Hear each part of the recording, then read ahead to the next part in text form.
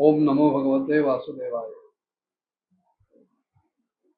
पती गेल्याचा विलाप करणाऱ्या त्या विदर्भ कन्याला हा आत्मज्ञानी ब्राह्मण समजावून सांगतोय की त्या नगरामध्ये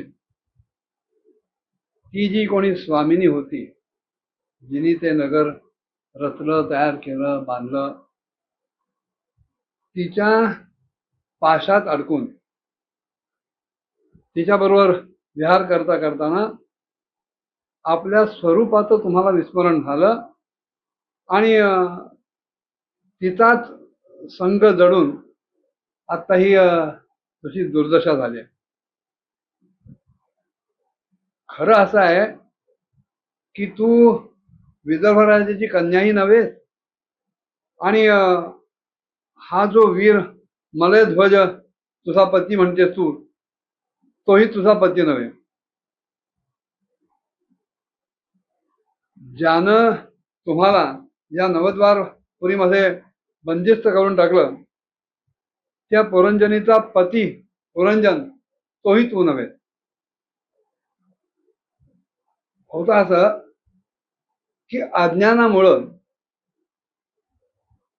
तुम्ही पहिल्या जन्मी स्वतःला पुरुष समजता, मग नंतर पुढच्या जन्मी सती अशी स्त्री समजता. ही सगळी मीच पसरवलेली माया आहे. वास्तविक ना तू पुरुष आहेस ना तू स्त्री आहेस.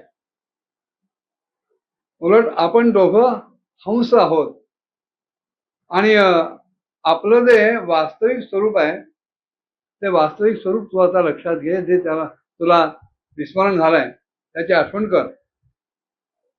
मित्रा, जो मी अविज्ञात सखा म्हणून म्हणला जातोय तो मी ईश्वर आहे, शिव आहे आणि तू जीव आहेस. आपण दोघे वेगळे नाहीत आहोत, एकच आहोत. आणि पूर्णपणे जर विचार केलास तर तुझ्या लक्षात येईल की मीच तू आहे आणि तूच मी आहे.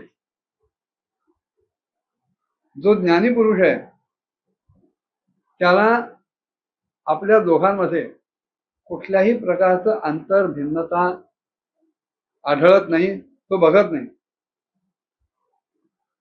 दृष्टांतांना सांगू का म्हणाले की एक पुरुष कोणी आरशामध्ये आपलं प्रतिबिंब बघतो आणि तसंच प्रतिबिंब समोर कोणी व्यक्ती असेल तर तिच्या डोळ्यातही बघतो. पण त्याच्यामुळे दोन वेगळी वाटणारी जी प्रतिबिंब आहेत तो अज्ञानाचा प्रभाव आहे. एकच आत्मा विद्या आणि अविद्या यांच्या उपाधीच्या भेदामुळं स्वतःला ईश्वर आणि जीव अशा दोन प्रकारे बघत असतो. अविद्योपाधिको जीव हा, अविद्येची उपाधी जडली की तेच ईश्वर तत्व जीव संज्ञाला प्राप्त होतं. तेव्हा आपण दोघेही हंस आहोत, ईश्वर आहोत. आणि असं सांगून त्यानं त्या विलाप करणाऱ्या स्त्रीला म्हणजेच पूर्वजन्मीच्या पुरंजनाला म्हणजेच त्या जीवाला सावध केलं आणि ते दोघे आपल्या स्वरूपामध्ये कायमस्वरूपी स्थित झाले. आपल्या मित्राच्या वियोगामुळं ज्या आत्मज्ञानाची विस्मृती झाली होती ती विस्मृती गेली, आत्मस्मृती जागी झाली. आणि देवर्षी नारद प्राचीन भरीला सांगतात, राजा हे कथानक मी तुम्हाला परोक्ष रूपानं सांगितलं, कारण हेच आत्मज्ञान आहे. फक्त सांगण्याची पद्धती ही वेगळी आहे, अस्पष्ट रूपाने सांगितलेली आहे. कारण जगतकर्ता जगदीश्वर ज्याला परोक्षांचंच वर्णन जास्त आवडतं होतं असं भगवद्गीता सांगते त्याप्रमाणे ईश्वर सर्व भूतानां हृदयेश्वर तिष्ठते. भगवंत आपल्या हृदयातच आहे, पण तो आपल्या हृदयात आहे हे आपल्याला माहीत नसल्यामुळं आपण त्याला बाहेर शोधायचा प्रयत्न करतो. त्याला विचारतो तू कुठे आहेस, तू कुठे आहेस, मला दिसत का नाही. आणि असा शोध घेता घेता त्याच्याकडनं जे काही घडतं ते घडल्यानंतर भगवंताला एकीकडे हसू येतं की अरे किती वेडा आहे की मी ह्याच्या जवळ असून सुद्धा हा मला दुसरीकडे कुठेतरी बघतोय. भगवंत दूर नहीं, दूसरा नहीं और देर से भी नहीं. आपणच खरं तर परब्रह्म स्वरूप आहोत, पण ह्या देहाच्या अविद्येच्या उपाधीच्या पाशात अडकून आपण स्वतःला विसरून जातो आणि म्हणून शेवटी दुःखाच्या कचाट्यात आपण सापडतो. हे सगळं ऐकलं आणि तो प्राचीनवरी देवर्षी नारदांना म्हणायला लागला भगवंस्ते वचोस्माभिर न सम्यक अवगम्यते कवयस्तद विजानंती न वयम कर्ममोहिता. अहो काही झालं तरी तुम्ही ज्ञानी आहात आणि आम्ही कर्ममोही आहात. भागवताच्या सुरुवातीला सुद्धा महात्म्यामध्ये एक श्लोक आहे कर्ममोह गृहीतांगम नामोद्धर भवार्णवात, की आम्ही सामान्य जीव ह्या कर्मानं मोहित झालेले आहोत आणि ह्या भवसागरामध्ये गटांगळ्या खातोय. तेव्हा तुम्ही जे काही आता मला सांगितलं परोक्ष पद्धतीने ते काही मला कळलेलं नाही, माझ्या बुद्धीत ते काही शिरत नाही, तिथपर्यंत पोहोचण्याची माझी विचारशक्ती नाही. तेव्हा आपण मला जे कथानक सांगितलं ते पूर्णपणे उलगडून सांगा, कापसासारखं पिंजून सांगा, जे काही असेल ते स्पष्टपणे सांगा. राजाची ती विनंती ऐकली आणि देवर्षी नारद सांगायला लागले पुरुषम पुरंजनम विद्यात यद विनक्त्यात मनस्फुरम एकद्वित्री चतुष्पादम बहुपादम अपादकम. अरे म्हणाले हे सोपं आहे की पुरंजन हा जो कोणी आहे, पुरांजनयती इति पुरंजना, तो जीव आहे आणि तो स्वतःच्या राहण्यासाठी निवासासाठी कधी एकपाद, कधी द्विपाद, कधी त्रिपाद, कधी चतुष्पाद, कधी बहुपाद किंवा कधी बिनपायांचं असं शरीर धारण करतो, आपली घरं तयार करतो आणि त्या जीवाचा जो सखा आहे अविज्ञात तोच खरा ईश्वर आहे. कारण कुठल्याही प्रकारे नाम गुण किंवा कर्म यांच्याद्वारे जीवाला ईश्वराचा पत्ता लागत नाही. ईश्वर नेमका कसा आहे हे कळत नाही. एखादा जर म्हणेल की मी कर्माच्या बळावर ईश्वराला ओळखीन किंवा नामरूपाच्या बळावर ईश्वराला ओळखीन किंवा गुणांच्या रूपाने त्याला बघीन, इतकं ते सोपं नाहीये. ईश्वर हा कळायला खूप कठीण आहे, दुर्गम आहे, अवघड आहे. सखा शब्दाची एका ठिकाणी व्याख्या अशी आढळते की समान हे ज्यांच्या ठिकाणी एकच हृदयाकाश आहे, जे एकमेकांपासून भिन्न नाहीत ते सखे.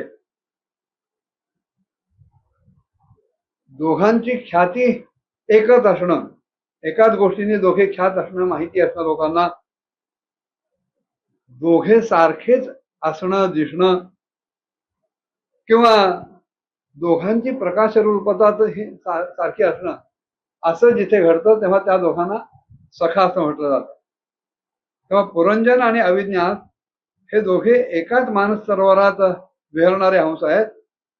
पण पुरंजनाच्या ठिकाणी भोगेच्छा निर्माण झाली आणि त्याच्या अधीन होऊन तो पृथ्वीवर आला, विचरण करायला लागला आणि त्याला अविज्ञात या सख्याचा वियोग घडायला लागला. तेव्हा नारद म्हणाले की ही बुद्धी किंवा ही जी अविद्या आहे तिलाच तो आपली पुरंजय नावाची स्त्री मानायला लागला आणि हिच्याचमुळे देह आणि इंद्रिय इत्यादीच्या ठिकाणी मी पण आणि माझे पण हा भाव निर्माण झाला आणि त्याच्यामुळं पुरुष ह्याचाच आश्रय घेऊन शरीरामध्ये विविध इंद्रियांच्या द्वारे विविध प्रकारचे विषय भोगायला लागतो. बुद्धिंतु प्रणताम विद्यान ममाहमिति यत्कृतम याम अधिष्ठाय देहस्मिन पुमान भुंगते अक्षर गुणान. की ही जी बुद्धी आहे ही प्रमद आहे. हे देहाला असलेली 10 इंद्रिय हे त्या जीवाचे सखे आहेत, मित्र आहेत की ज्यांच्या मार्फत सगळ्या प्रकारचं ज्ञान जीवाला होतं आणि जीवाकडनं सगळ्या प्रकारची कर्मही घडत जातात. इंद्रियांच्या ज्या वृत्ती आहेत त्या वृत्ती म्हणजे ह्या जीवाच्या सख्या आहेत, मैत्रिणी आहेत. आणि प्राण, अपान, व्यान, उदान आणि समान ह्या ज्या 5 वृत्ती आहेत त्या 5 वृत्तीतून बनलेला जो प्राणवायू आहे हा त्या नगराची म्हणजे ह्या देहाची सुरक्षा सांभाळणारा, देहाचं रक्षण करणारा 5 फणे असलेला नाग आहे. तेव्हा नारद त्या रूपकाचा उलगडा करताना म्हणाले की ह्या नगरामध्ये जो एकेका ठिकाणी 2-2 दरवाजांचा भाग दिसतो, हे 2-2 म्हणजे 2 नेत्रगोलक आहेत, 2 नासाछिद्र आहेत, 2 कर्णछिद्र आहेत आणि यांच्या बरोबरच मुख, लिंग आणि गोदा अशी ही 3 असं मिळून एकूण 9 द्वार ह्या नगरीला मिळतात. आणि ह्याच्यातूनच जीव इंद्रियांच्या बरोबर बाह्य विषयांकडे जायला प्रवृत्त होतो. त्यातली 2 नेत्रगोलक, 2 नासाछिद्र आणि 1 मुख ही जी द्वार आहेत ही पूर्वेच्या दिशेची द्वार आहेत. उजवा कान हे दक्षिण द्वार आहे, डावा कान हे उत्तरेचं द्वार आहे. गोदा आणि लिंग ही जी 2 छिद्र आहेत ही खालच्या बाजूला पश्चिमेची द्वार आहेत. खद्योता आणि आविर्मुखी या नावाचे जे 2 दरवाजे आहेत एका ठिकाणी सांगितलेले आहेत, हे नेत्रगोलक आहेत. म्हणजे 2 नेत्रगोलक आहेत त्यांनाच खद्योता आणि आविर्मुखी असं नामाभिधान आहे. आणि त्यातून दिसणारं जे रूप आहे हा विभ्राजित नावाचा देश आहे की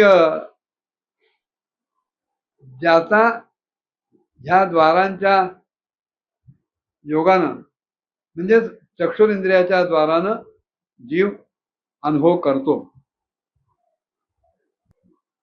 चक्षुरिंद्रियालाच यापूर्वी द्युमान नावाचा सखा म्हटलं गेलेला आहे. पुढे म्हणाले की जे 2 नाकपुडे आहेत, नासाछिद्र आहेत, ही नलिनी आणि नालिनी या नावाची दार आहेत. आणि नासिकेचा विषय गंध तोच सौरभ नावाचा देश म्हटला गेलेला आहे. त्यामध्ये राहणार घ्राणेंद्रिय म्हणजेच अवधूत नावाचा मित्र आहे. मुख नावाचं मुख्य द्वार आहे आणि त्या द्वारामध्ये राहणारा वागींद्रिय नावाचा विपण आहे. आणि रसनेंद्रिय म्हणजे रसज्ञ असा या नावाचा तो मित्र आहे. विपण म्हणजे व्यापार करणारा, तर वाणीचा व्यापार म्हणजे आपण विपण आहे. आणि अनेक प्रकारचं अन्न हे बहुजन आहे. त्याचप्रमाणे उजवा कान हे पितृहू आणि डावा कान देवहू असं म्हटलं गेलेलं आहे. पुढे अनेक प्रकारे त्यांनी ह्या नगराची रचना प्राचीन भरीला समजून सांगितली. ती काय होती पुढच्या भागात बघूया. ओम नमो भगवते वासुदेवाय.